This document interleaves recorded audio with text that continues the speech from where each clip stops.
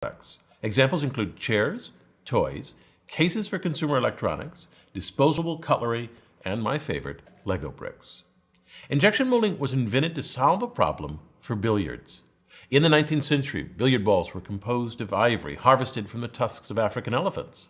This devastated the elephant population, so a billiards manufacturer offered a $10,000 prize for a replacement for ivory.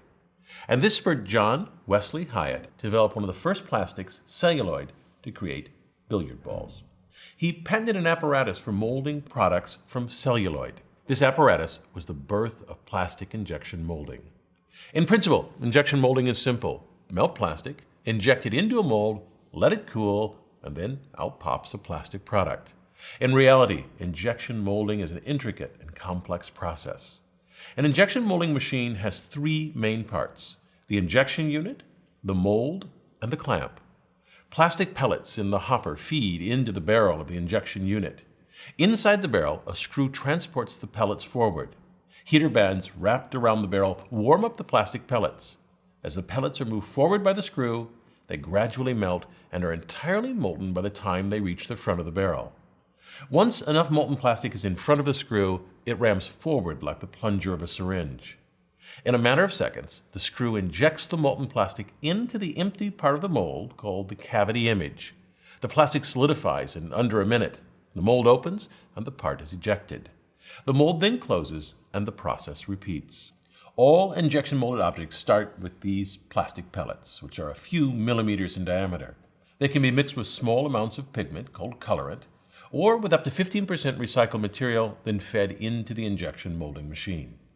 Before the mid-20th century, injection molding machines used only external heating of the barrel to melt the plastic before a plunger injected the molten material.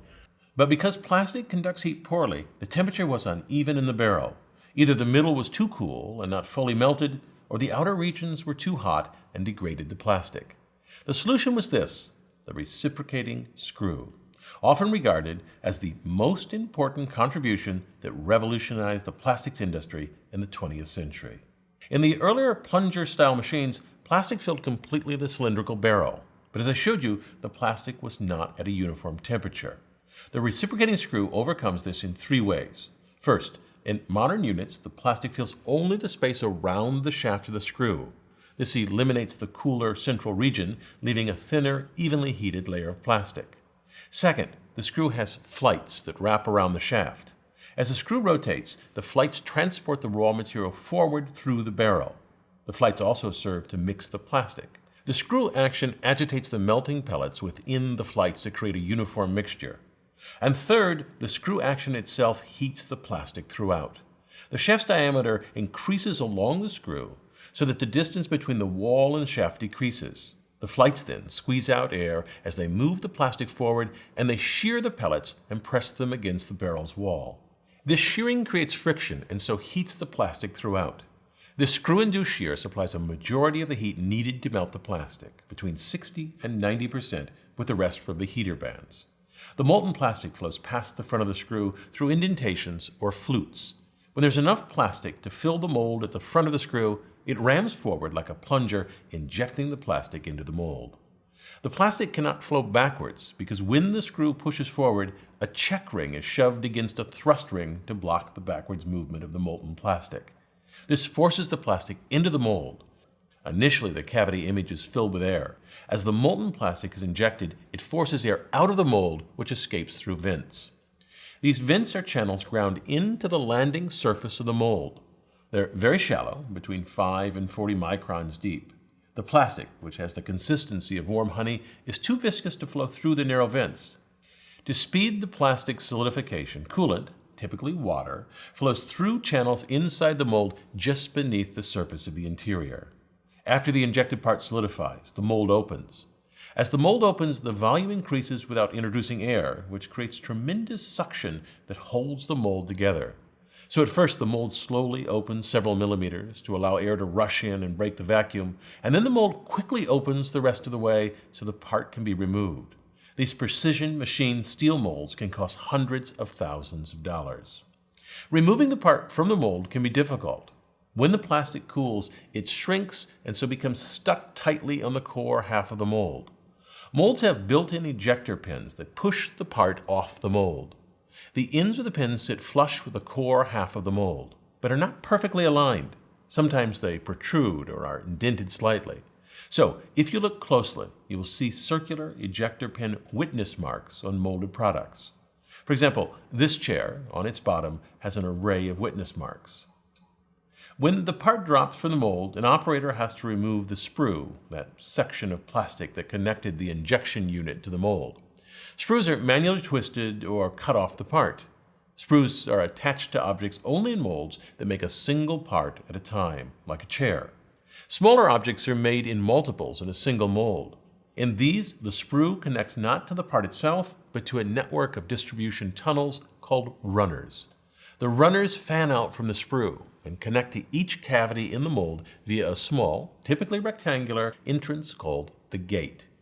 You can see the gate on plastic cutlery. The parts for model planes typically come still attached to their runners. Molds always have at least two parts, and where the parts of the mold meet is called the parting line. Here on this piece of cutlery, you see the parting line along the side of the fork. When mold halves close, they are never perfectly aligned, nor do they have sharp corners. This creates a noticeable parting line on the molded object. Another very important aspect of mold design is the draft angle. If a part has walls that are exactly 90 degrees, it will be very difficult to eject because its inner walls will scrape the core half of the mold. Also, the vacuum will be difficult to break because air cannot readily enter. However, if the walls are slightly tapered, even just 1 or 2 degrees, it becomes much easier for the part to be removed because once the part moves slightly, the walls are no longer in contact with the core half and air can rush in. One impressive example of injection molding is the Lego brick. You can see the injection point in the middle of a stud, but this is not from a gate or a sprue. The Lego molds use hot runners. Hot runners are a heated distribution network. This keeps plastic inside the runners molten while the plastic in the mold solidifies. This leaves no gates or sprues to be removed. The molded bricks are ejected, ready to use. The downside is that this setup is more expensive than a traditional cold runner system. On the bottom edge of the brick, you can see ejector pin witness marks.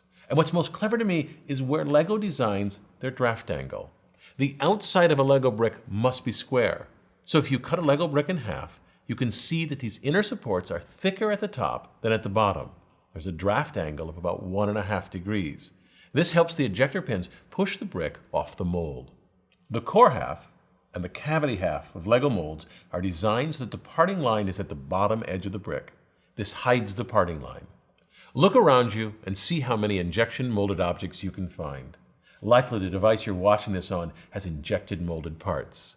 You should be able to find ejector pin witness marks and parting lines, but you may find something like this.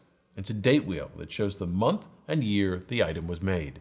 These are created by removable inserts and can be changed out for each run of the mold. They're very useful for tracking down defects.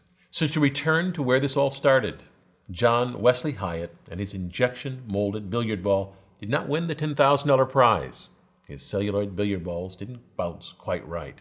But he did pioneer plastic injection molding, a thriving, continually evolving manufacturing process which creates many billions of products every year.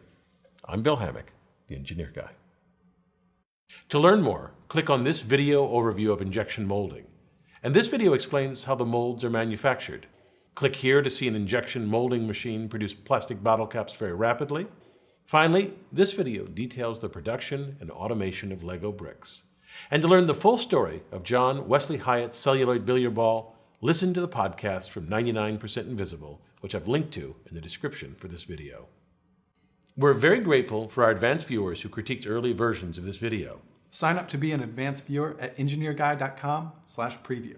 Thanks for watching.